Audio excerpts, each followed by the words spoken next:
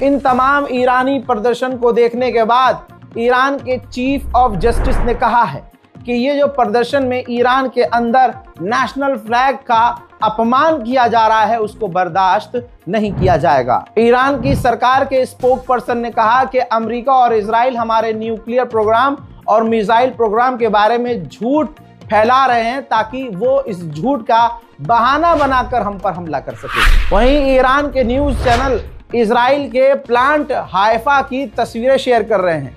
कहा जा रहा है कि ईरान इजराइल के हाइफा रिफाइनरी को निशाना बना सकते हैं। ईरान के राष्ट्रपति ने अपने ताज़ा बयान में कहा कि हमारे सीनियर अधिकारी इस वक्त जेनेवा में हैं और अमेरिका से बात चल रही है और हम जेन्युइनली चाहते हैं कि डील हो जाए और कोई सॉल्यूशन निकल जाए। अमेरिका के वाइस प्रेसिडेंट ने फॉक्स न्यूज़ पर इंटरव्यू देते हुए कहा कि ईरान एक ऐसा देश है जो सबसे ज्यादा आतंकवाद को स्पॉन्सर करता है और आप कभी भी ऐसे इंसान के हाथ में परमाणु नहीं देखना चाहोगे। एक ऐसा क्रेजी इंसान जिसके हाथ में परमाणु हो, यह सुरक्षित नहीं है। हम किसी भी हालत में ईरान को परमाणु हासिल करने नहीं देंगे। डोनाल्ड ट्रंप ने अपने ताजा बयान में यह कहा, ईरान पर इल्जाम लगाते हुए, कि जब से इनकी इस्लामिक रिपब्लिक की सरकार आई है 47 सालों से, ये लगातार अपने लोगों को मार रहे हैं। यह अमरीकियों को भी मार चुके हैं।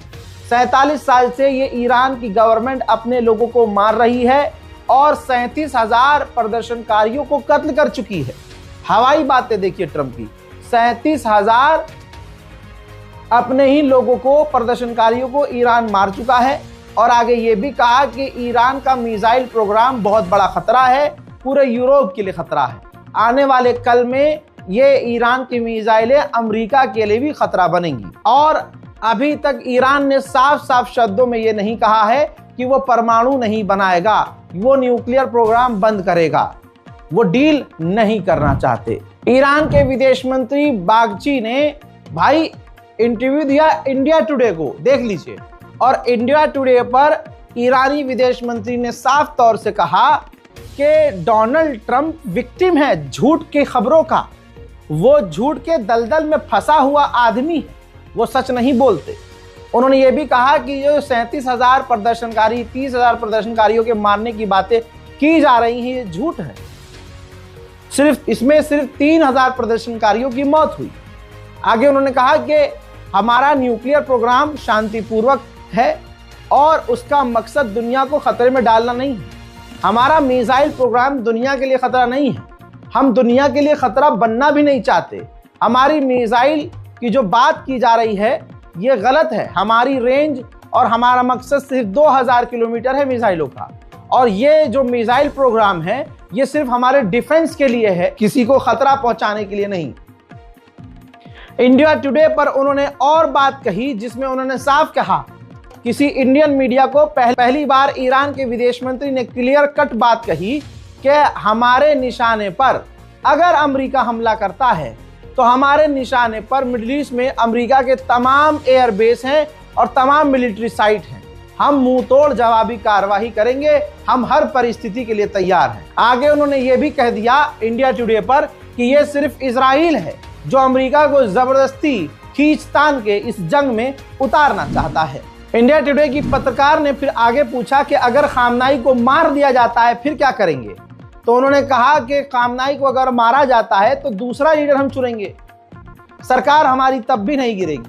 यहां मैं थोड़ा सा असहज हो गया, मुझे बड़ा अजीब लगा कि यहां पर ईरान के विदेश मंत्री ने यह नहीं कहा कि फिर अमेरिका के लिए मुश्किल हो जाएगी और कातिल को मौत की सजा दी जाएगी या जवाब दिया जाएगा, बदला लिया जाएगा, ये ऐसा कुछ नहीं। बस कहा कि हाँ मार देंगे तो ठीक है, हम दूसरा नेता चुन लेंगे और हमारी सरकार बड़ी मजबूत है, नहीं गिरेगी। इंडिया टुडे की पत्रकार ने इनसे यह भी पूछ लिया कि इस वक्त मोदी जो हैं इजराइल में हैं, तो इस पर आप क्या कहेंगे? तो उन्होंने कहा ये काफ़ी जो है शर्मनाक है कि भारत के प्रधानमंत्री वहाँ हैं, लेकिन ये भारत के हाथ में है, भारत जिससे चाहे दोस्ती रखे। लेकिन मुझे उम्मीद है कि इजराइल से फिलिस्तीन के बारे में जरूर सवाल करेंगे माननीय भारत के प्रधानमंत्री मोदी। वहीं ईरान के अंदर बिलबोर्ड लगे हुए हैं जिसमें लिखा हुआ है बोर्ड के ऊपर, बैनर के ऊपर कि 51 state of United State of America. जी हाँ, यानी इजराइल मिट चुका है और इजराइल अमेरिका का 51वां स्टेट है। और इजराइल के जो इलाके हैं इस पोस्टर में देखा जा रहा है कि आग लगी हुई है। हजरात, ईरान के हैकर ग्रुप ने बड़ा दावा किया और बड़ा कांड कर दिया। उन्होंने इजराइल के बहुत बड़े हेल्थ केयर इंडस्ट्री को, डेटा को हैक किया और दावा किया कि अब हमारे पास इजराइल के करोड़ों लोगों का डेटा मौजूद है। हजरात, वहीं यहाँ जहाँ ब्लैकमेलिंग की बात आ रही है, वहीं बता दूं कि ये भी खबर बीच में घूम रही है और ये कई दिन से चल रही है कि ईरान के हैकर्स ने यह भी कहा है कि उनके पास डोनाल्ड ट्रंप के एप्स्टीन फाइल की बहुत सारी वीडियोस हैं जिसमें वो छोटी बच्चियों के साथ आपत्तिजनक काम करते हुए नजर आ रहे हैं। अगर ईरान पर डोनाल्ड ट्रंप ने हमला करवाया तो फिर ईरान के हैकर्स वो वीडियोस जनता में, पब्लिक में रिलीज कर देंगे। बहरहाल अमेरिका कुछ कर नहीं पा रहा है तो अमेरिका ने 30 इंडिविजुअल्स पर और ईरानी 30 लोगों पर पाबंदी लगाई और ईरान के कई सारे वेसल्स को भी ब्लैकलिस्ट किया है। ईरान ने जापान के एक नागरिक को अपने ईरान से ही गिरफ्तार कर लिया। इल्जाम ये था इस पर कि ये जासूसी कर रहा था, जिसके बाद जापान भड़क गया है और जापान ने अपने नागरिक को ईरान से रिहा करने की मांग की है। अमेरिकी एनवॉय ने कहा कि जो ईरान से डील होगी ये हमेशा के लिए होगी, कोई लिमिटेड समय के लिए नहीं होगी, जो भी न्यूक्लियर डील होगी और जो भी ईरान से डील होगी। लेकिन इस बात के बाद एक बात क्लियर है हजरात कि डील नहीं हो सकती अब, क्योंकि ईरान कह रहा है कि हम 4 साल, 5 साल, 7 साल, 10 साल के लिए डील कर सकते हैं। वो भी अपने हिसाब से ईरान कह रहा है कि हम अगर 10 साल के लिए डील करेंगे, फॉर एग्जांपल आज की बात ले लीजिए कि 7 साल के लिए डील करेंगे तो हम जो 4 किलोग्राम यूरेनियम है उसका कुछ 250 ग्राम या 1 किलो यूरेनियम हम किसी और को दे देंगे और 10 साल के लिए तक यूरेनियम नहीं बनाएंगे, लेकिन उसके बाद तो बनाएंगे। अमेरिका कह रहा है, अमेरिकी सेनेटर कह रहा है नहीं, परमानेंट डील हो। जो मतलब अगर 10 साल के लिए कह रहा है ईरान कि हम यूरेनियम नहीं बनाएंगे तो ये बात परमानेंट होगी कि नहीं, 10 साल के लिए नहीं, आप जिंदगी में कभी यूरेनियम नहीं बनाओगे।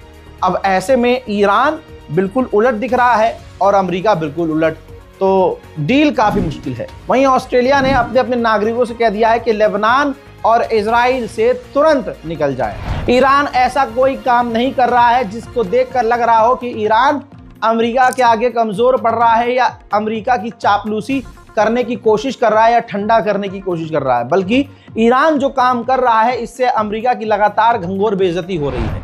ये देखिए, ईरान अमेरिकी मिलिट्री बेस पर हमला करने का ड्रिल कर रहा है जिसमें मिसाइल फायर कर रहा है।